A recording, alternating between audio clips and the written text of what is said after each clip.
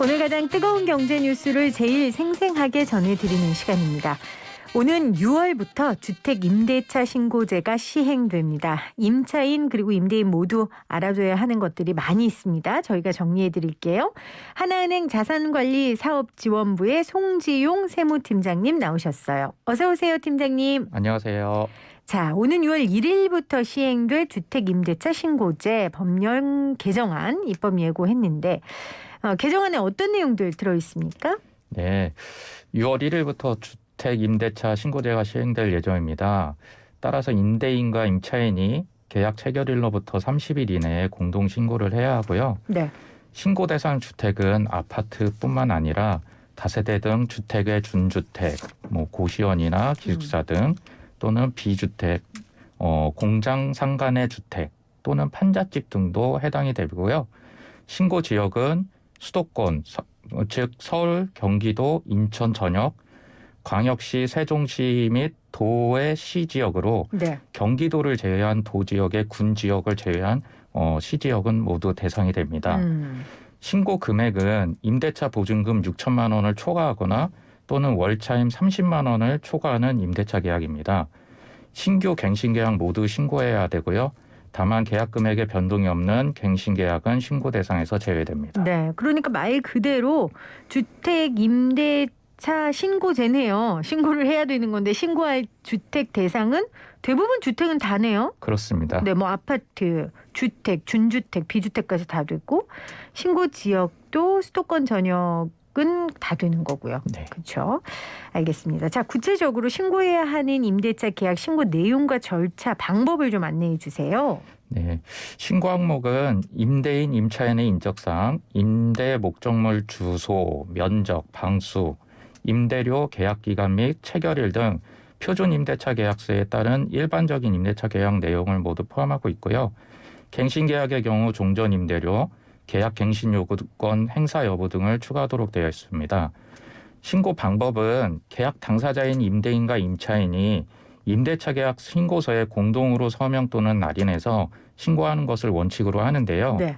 신고의 편의를 위해서 임대인 또는 임차인 중 한 명이 당사자가 모두 서명 또는 날인한 계약서를 제출한 경우에는 공동으로 신고한 것으로 간주됩니다. 임대차 신고는 임대한 주택의 관할 읍면동 주민센터를 방문해서 통합 민원창구에서 오프라인으로 신청을 할 수 있고요. 네. 주민센터 방문 없이 비대면 온라인 신고도 가능합니다. 또한 주민등록법상 전입신고를 할 때 임대차 계약서를 첨부를 하면은 임대차 계약 신고를 한 것으로 또 볼 수 있고요. 네네. 임대차 신고 시 계약서를 제출한 경우 주택임대차보호법에 따른 확정일자가 부여되는 것으로 하였습니다. 알겠습니다. 임대차 신고는 온라인으로도 가능하고 그리고 주민센터에서 통합 민원 창구에서 가능하다는 것까지 설명을 해주셨습니다.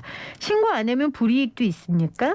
네, 임대차 계약을 미신고하거나 거짓 신고한 경우 100만 원 이하의 과태료를 부과하도록 돼 있고요. 네. 거짓 신고는 100만 원을 부과하고 미신고인 경우에는 그 금액 규모 등에 따라서 최소 4만 원까지 낮추는 등 차등적으로 부과할 예정이라고 하고 있습니다. 다만 이제 신규 제도 도입에 따라서 과태료 부과를 시행일로부터 1년 동안은 계도 기간으로 운영할 예정으로 밝혔습니다. 네. 이건 해도 되고 안 해도 되는 게 아니라 꼭 해야 되는 일이군요. 그렇습니다. 네, 꼭 하셔야 되고요. 임대차 신고 정보가 임대소득 과세 정보로 활용되는 게 아닌지 걱정하는 분들도 있을 것 같아요. 네, 맞습니다. 국토교통부 발표에 따르면은 임대차 신고제는 임대소득 과세하고는 전혀 상관이 없고요. 네. 신고세 정보를 과세자로도 활용할 계획이 없다고 밝혔습니다. 오히려 임대차 신고를 통해서 확정일자가 자동적으로 부여됨에 따라서 임대차 보호가 더욱 강화될 것으로 전망하였고요. 소액이나 단기 갱신계약 등 그간 확정일자를 받지 않는 경우에 있어서도 신고제를 통해서 확정일자가 부여됨으로써 임대차 보증금 보호가 강화될 것으로 예상하고 있다고 밝혔습니다. 네. 자, 이번 임대차 신고제 시행과 또 여러 가지 세제상 혜택을 주었던 주택임대사업자 등록하고는 연관성이 있습니까? 좀 혼동이 될 수 있는 부분인데요. 네, 그러게요. 네, 본 지금 임대차 신고제는 세법이나 이런 부분에 규정하고 있는 사업자 등록이나 주택임대 사업자 등록과는 전혀 별도로 부과되는 의무입니다. 네. 2020년 8월 18일 시행된 민간임대주택법에 의해서 단기임대주택 등록과 아파트 장기임대주택 등록은 폐지가 됐습니다. 따라서 단기임대에 등록한 주택하고 장기임대 등록한 아파트의 경우는 의무임대 기간이 경과하면 자동으로 말소가 되고요. 네. 의무임대 기간이 이행 전에도 자진 말소를 할 수 있습니다.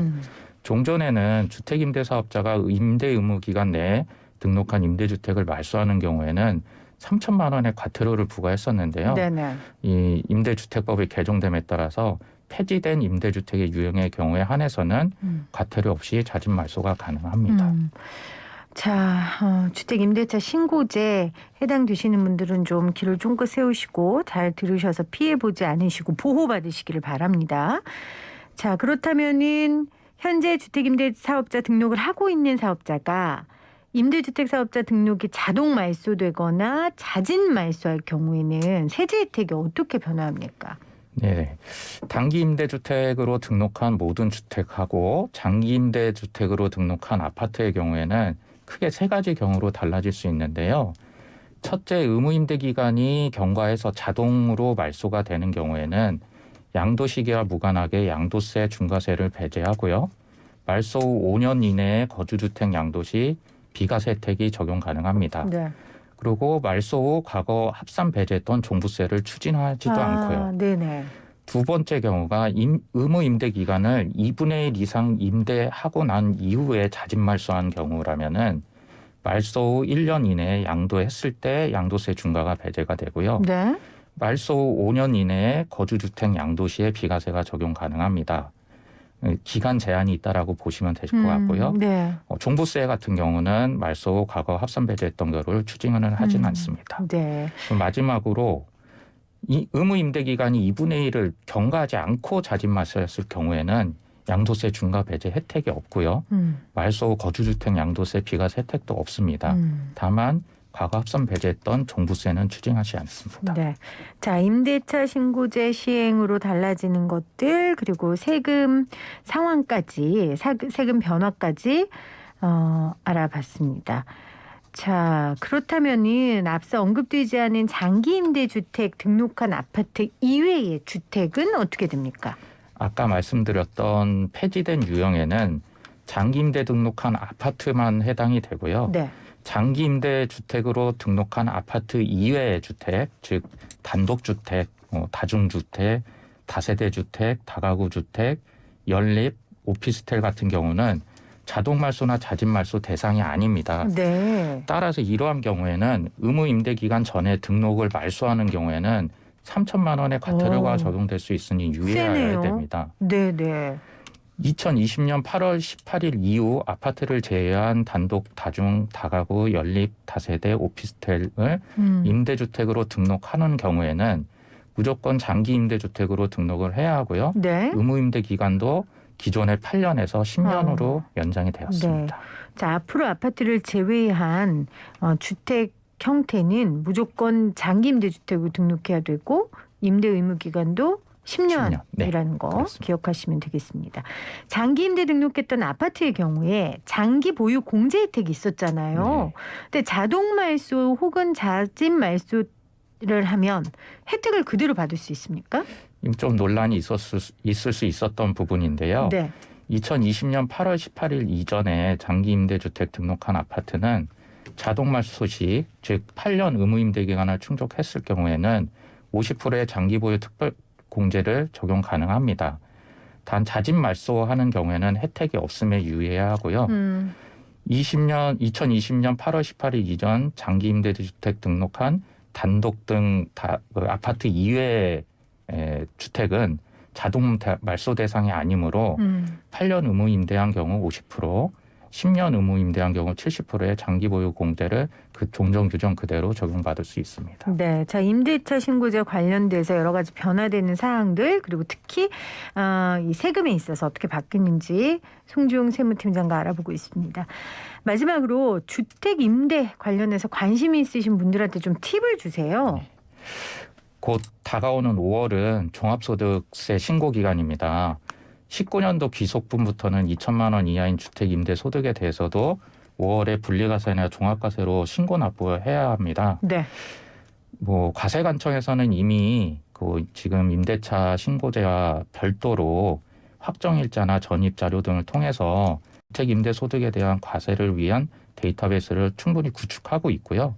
이를 언제든 과세가 자료로 활용할 수 있음을 기억하시고 불필요한 가산세 부담을 하지 않고 네. 성실 납세하는 것이 가장 현명한 방식이라고 생각됩니다. 이 문장에 다 들어가 있네요. 불필요한 가산세 부담은 하지 말고 성실 납세하는 방법. 네, 꼭 현명하게 납세하시기를 바랍니다. 자, 지금까지 하나은행 송지용 팀장과 함께했습니다. 고맙습니다. 감사합니다.